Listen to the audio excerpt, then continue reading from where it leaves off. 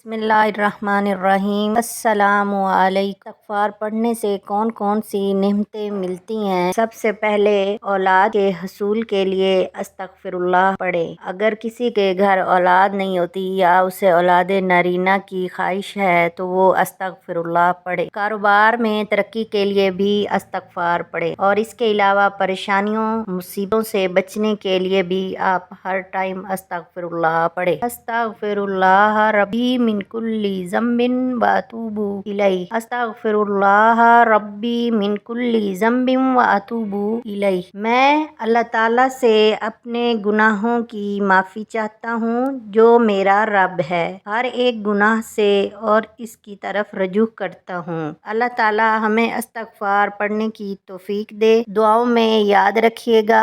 अगर आपने अभी तक मेरा चैनल सब्सक्राइब नहीं किया तो प्लीज़ मेरे चैनल को सब्सक्राइब कर दें।